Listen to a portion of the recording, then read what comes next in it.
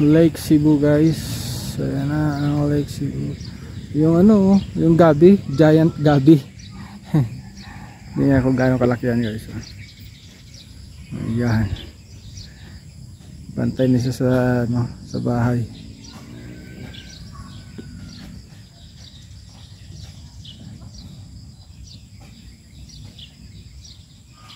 Ay, may mga tao doon.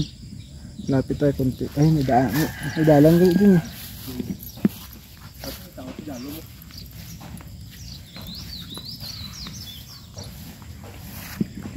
Lapit tayo doon guys, may daan.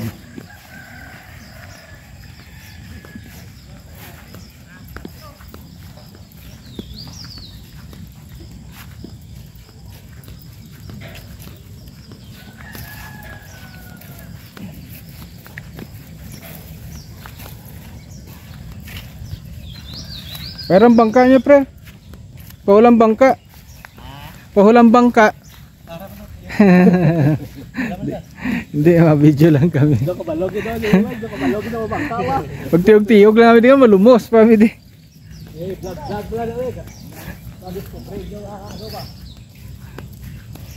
Nihiram ko yung ano nila guys, yung bangka. Eh, pinapagamit naman eh. Hindi naman kami marunong gumamit ng bangka. Ayun yung bangka nila.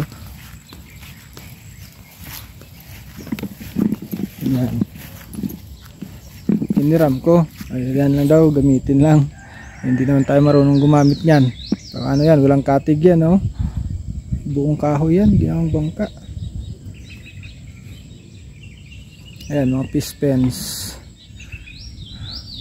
Puro fish pen, puro tilapia yung laman yan guys.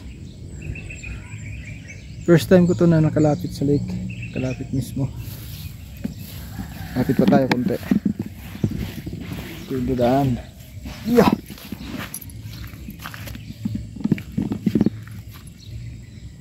Ito na yung part ng Lake Cebu. Puro fish pen. Ang swerte nila at nandito sila sa gilid ng lake. Kumikita sila dito sa isda, lamang tubig, mga kuhol, mga kung ano-ano pa. Ilang daang hektarya to, parang 700 hectares, 7,000 hectares yata yung buong lake. Kuhol pa dun guys, oh. Kuhol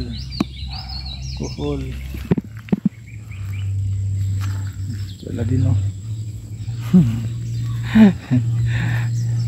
Yung kasama namin si Risty nandun sa may ka-transaction siya doon. Yung part ng lake na to binili niya. Binili to ni paring Risty long time ago. Tapos yung namamahala, yung pinagbilhan niya, hindi, yung nagbinta sa kanya, yun pa rin ang namamahala. Tapos ilang taon na walang binibigay na income. Paano yun? Parang ginisa sa sarili niyang mantika. Binili niya na yung property, pero yung income, yung may-ari pa rin ang nakikinabang. Ibang klase din, no? Ngayon naisipan niyang kunin na, isinama niya kami. Natatakot kasi siya.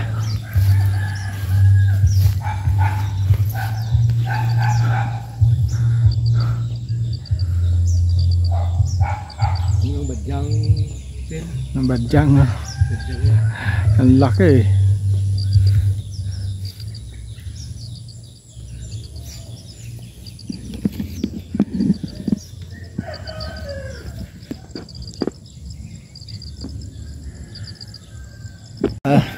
Yung dari nga ito. Lupyo, ako nalalog. Dari nga ito. Kaya tindog yung ginastos dito. Puta ya.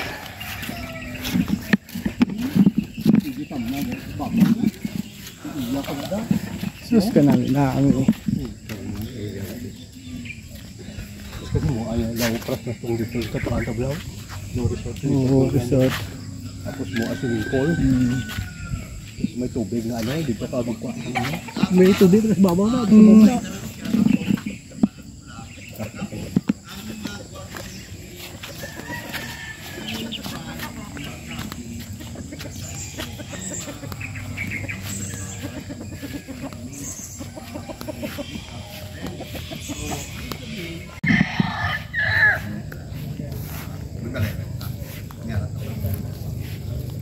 Puro ano guys, manukan. Bundok doon, bundok.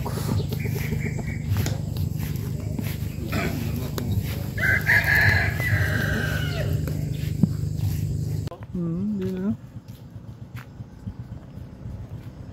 Ano ganito guys?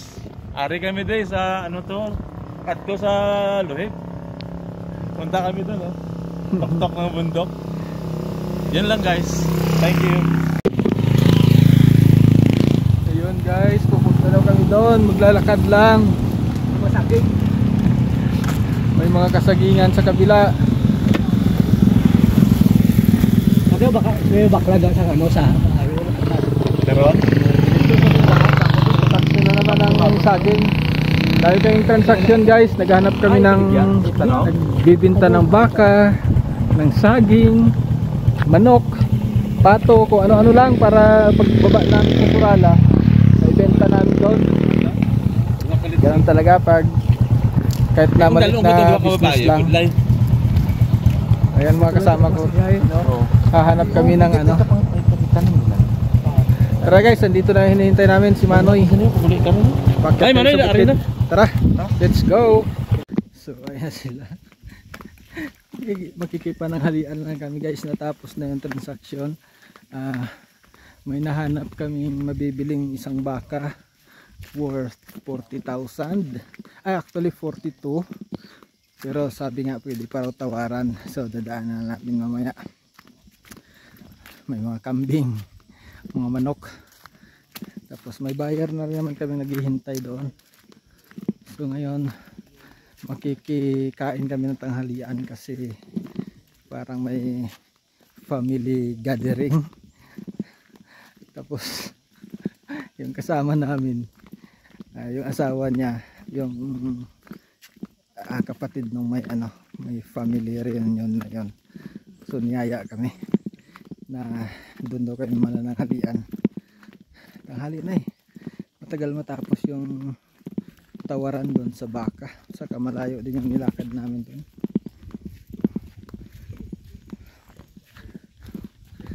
Maigsi lang yung pathway na simentado.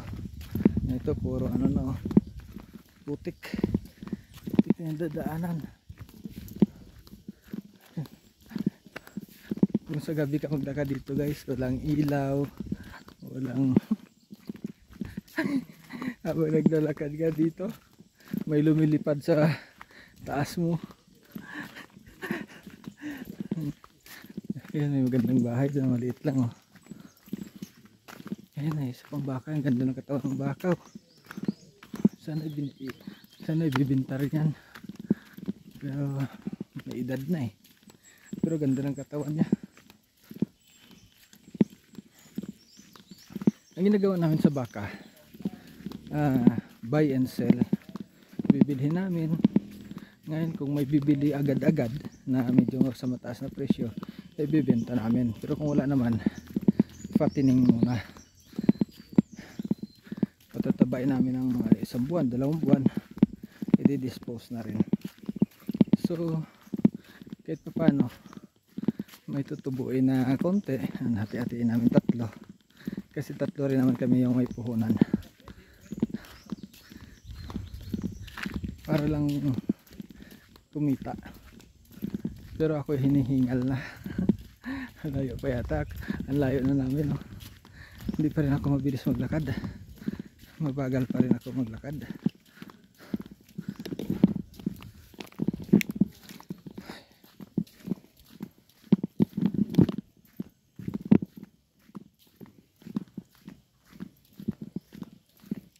Lakad. Pero maganda sa akin to, walking. Hindi kasi kayang pasukin ng ano, kahit motor yung lugar na to. Kahit na medyo okay naman dito yung pathway, kailan doon sa pagaling sa main road, pababa masyadong matarik. Tapos hindi namin kaya. Pero may mga ano rin naman ng motor dito, hindi kasi kami sanay. Ito may mga bakas din naman ng motor dito. Ay. Ha? Ingaw ka? Tubig. Langkat ka na eh.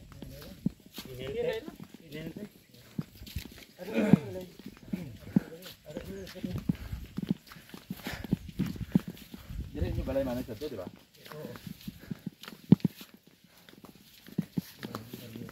Hintay nila ako. Dire. 16 hectares. Wow, grabe. 16 hectares property guys. Kailangan mo yun. 2 ka-utso. Yaman talaga ng classmate namin eh. Classmate namin yung isa nilang kapatid eh. Yung bunso nila.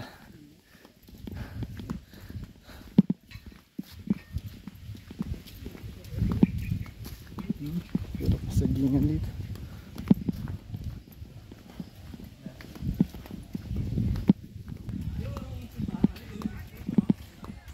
Ayun, may mga tao na dun, may maingay na. Yun na yun.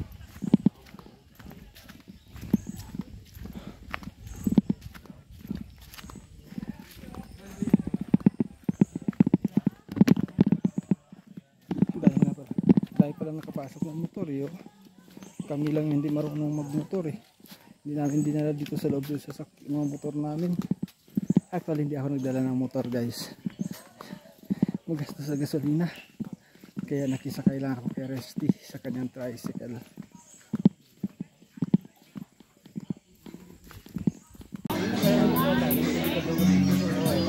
Ilang piso na siya nga?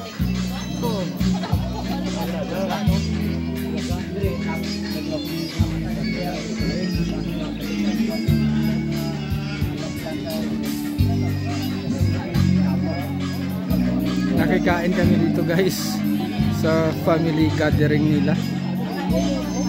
Dumayo kami ng tanghalian. Yung isa namin kasama kasi yung kuya ni Risty, yung asawa niya is kapatid nung sila yung may riyon yun. So dinala niya kami dito. Magandang lugar nila kasi parang nag-iisa siyang bahay dito.